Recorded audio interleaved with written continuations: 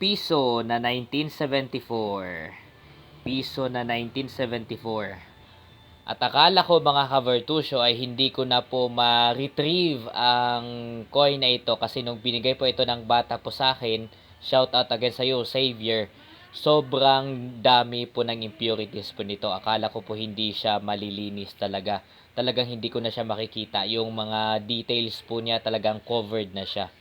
Pero buti na lang dito sa bahay, may metal polish po tayo. So ang ginawa ko, nilagyan ko siya ng metal polish.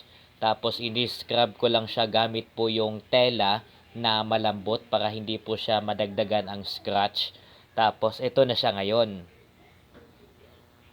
Ayan na siya. Yan. Nung dumating po yan sa akin ay sobrang puno po siya ng impurity. Dilaw lang po ang kulay niya. Tapos ngayon, nakikita na po ang detalye na meron siya. Yan, ito ay piso na 1974. Hindi po ito medyo. Sobrang luma na po talaga ng coins na ito. At for sure, iniisip ko na kung saan man ito galing, kung saan man ito kinip ng bata ay hindi talaga siya naalagaan. Ngayon lang siya nalinis. Ngayon lang siya naalagaan ulit itong coin na ito. Ayan, kaya kahit na nalinis ko na siya, at least na-retrieve po natin. Pero somehow, hindi na masyadong maganda talaga ang klase. Pero, ang napaka-importante po dito ay malinis na po siya. Malinis na. Ayan. Malinis na ang piso na ito. At, alam nyo po ba mga ka-Vertusio na ang mga coin na ito, kailan nga ba yon? Nagkaroon ng subastahan po kasi sa Quiapo last National Heroes Day. At ang highlight po nila doon ay mga luma na coin. At kasama po itong 1972 na meron ako na in-upload ko din sa inyo last time. At ngayon itong 1974. Alam nyo po ba mga ka-Vertusio na ang mga coin na ito na naging highlight sa subastahan po noon, kailan nga ba yon? Nung Lunes, that was August 28. August 28 sa Quiapo po ito nangyari mga ka-Vertusio, yung subastahan. Alam nyo po ba na ang mga coin na ito ay milyones na po ngayon? Milyones na ang halaga sa subastahan or ang value nito sa market. May mga nagsasabi po na mura lang daw or mababa lang daw ang bentahan po nito. Huwag po kayong maniniwala doon kasi ang mga coin na ito ay very rare to find na. Ibig sabihin, sobrang mahal na po nito ngayon. Itong 1974, tapos itong in-upload ko nga po last time, ito naman ay 1972. Mas nalinis ko pa itong 1972. Nung ginawan ko po kasi ito ng content, ay hindi ko pa nalinis yan. Ngayon nalinis ko na ito ng metal polish. Kaya maayos na po sila tignan. Yan, kung nakikita nyo po, kumikinang na siya ulit. Lalo na itong 1972, kumikinang na yan ulit. Ang mga presyo po nito sa subastahan mga ka-Vertusio, uulitin ko, ito ay milyones na po ang halaga. At kahit tingnan nyo pa sa mga videos ng KMJS, meron po doon na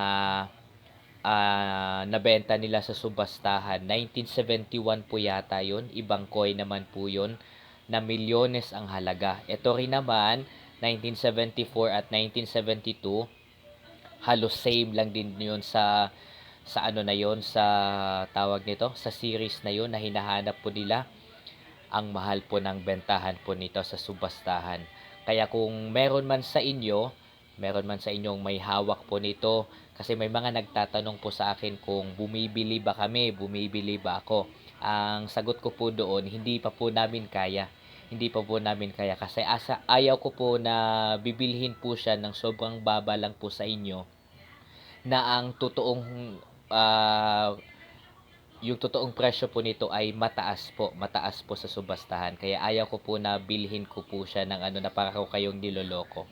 Kaya ang sagot ko po doon, kung meron man kayo mga coins na ganto, ang sagot ko po ay hindi pa po namin kaya sa grupo. Wala pa po kaming milyones. Wala pa kaming milyones at hindi pa po namin kayang bumili ng isang coin na ganto na milyones ang halaga. Hindi pa po kaya. Kaya Ang best po na gagawin po kung meron man kayong ganito, tulad sa binigay ni Xavier po sa akin, ang una po ninyong gawin ay linisin nyo muna. Linisin nyo muna katulad ng ginawa ko.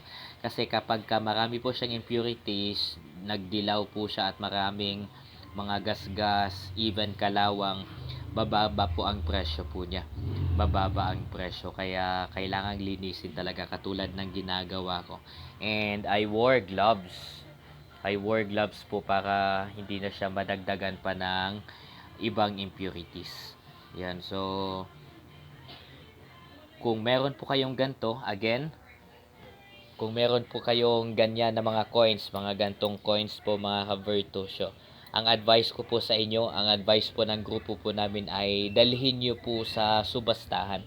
Marami pong subastahan, meron po sa Quiapo, meron sa Pasig, meron sa Novaliches, even Quezon City, sa Quezon Ave, meron po mga subastahan dyan. Ina-announce po yan sa mga FB, kaya pwede po kayong tumingin po doon. I would suggest talaga na ang mga coin na ganito ay sa subastahan nyo po dalhin kasi ang totoong hustisya sa totoong presyo po nito ay doon lang din po makukuha. Yun nga, katulad ko po, sinabi ko po sa inyo na hindi pa namin kayang bumili ng ganito kasi ang taas nga talaga ng bentahan.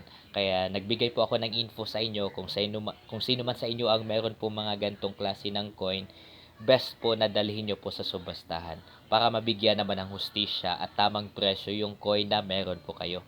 Ito kasi ay sobrang luma na talaga. Lumang-luma na.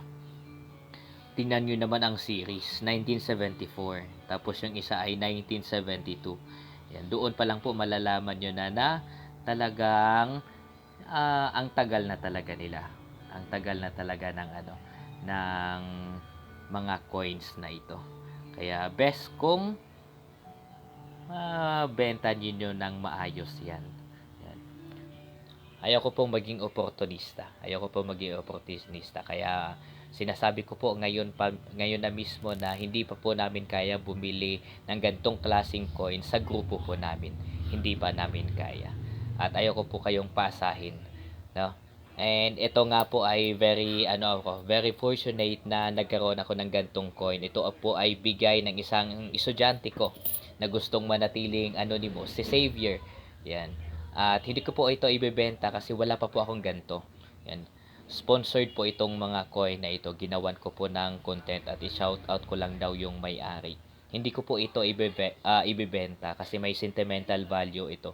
At syempre, wala pa po kaming ganito sa grupo. Kaya I would better keep these coins.